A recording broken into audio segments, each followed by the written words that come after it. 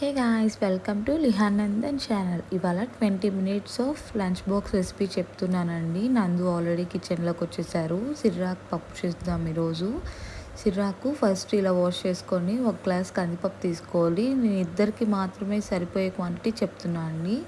ఇక్కడ మనం 7 తెల్లగడ్డపాయలు, ఒక 3 స్మాల్ టమాటోస్ తీసుకోవాలి. అండ్ దాంతోపాటు 8 పచ్చిమిర్చీస్ స్లైసెస్ తీసుకోవాలండి. అండ్ కొంచెం పసుపు, రాక్ సాల్ట్ వేసుకోవాలన్నమాట. ఇవి దీంతోపాటు ఒక 2 గ్లాసెస్ ఆఫ్ వాటర్ తీసుకోవాలి. అండ్ నందు ఏం చేస్తున్నారా అని చెప్పి మళ్ళీ హాల్లోకి వెళ్ళి అక్కడ ఆడుకుంటూ ఉన్నారు. సో చూసుకుంటూ అండ్ దాంతోపాటు కుకింగ్ అనేది నేను చేసుకుంటూ ఉన్నాను.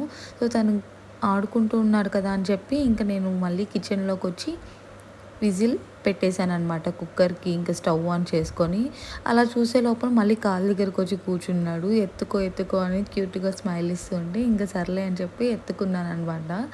అంత హ్యాపీగా ఉంటే చాలు కదా అనేసి. సో నేను ఇక్కడ మళ్ళీ 3 విజిల్స్ వస్తే చాలండి కుక్కరు. సో ఇలా వస్తుందన్నమాట. ఆల్మోస్ట్ డన్ అయిపోయింది.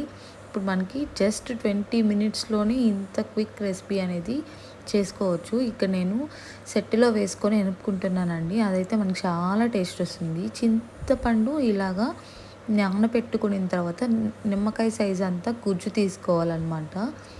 అదే మనకి ఎక్కువ టేస్ట్ అనేది వస్తుంది. సో ఇక్కడ నేను పోపు వేస్తున్నాను. ఆయిల్ 2 స్పూన్స్ వేసుకోండి. అండ్ దాంట్లోకి సరిపడే ఆవాలు కొంచెం, జీలకర్ర కొంచెం, దాంతోపాటు ఒక 2 రెమ్మల కరివేపాకు వేసుకోండి. ఫ్లేవర్ అనేది బాగా అంటుతుందన్నమాట.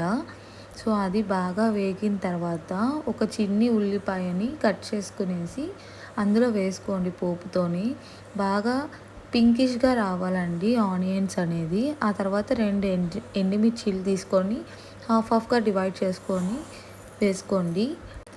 మనం పప్పు రెడీ చేసుకున్నది దాన్ని తీసుకెళ్ళి మళ్ళీ ఇలాగా పోపులో వేసుకోవాలన్నమాట. కొంచెం తిరబాత్ అనేది అవుతుంది. ఇక్కడ ఎక్స్ట్రాగా మిగిలిన పప్పు వాటర్ అనేది నేను అందులోనే వేసేసాను, వేస్ట్ చేయకుండా. సో ఇలా ఒకసారి కలుపుకున్న తర్వాత కొంచెంసేపు వదిలేసేయండి. అరౌండ్ ఒక 5 మినిట్స్ వరకు. మనకి సైడ్లో అలా బబుల్స్ వస్తుంది. ఆల్మోస్ట్ అయిపోయినట్లే ఇంకా. సో లాస్ట్లో కొంచెం కొత్తిమీర తీసుకొని గార్నిష్ చేసుకోండి.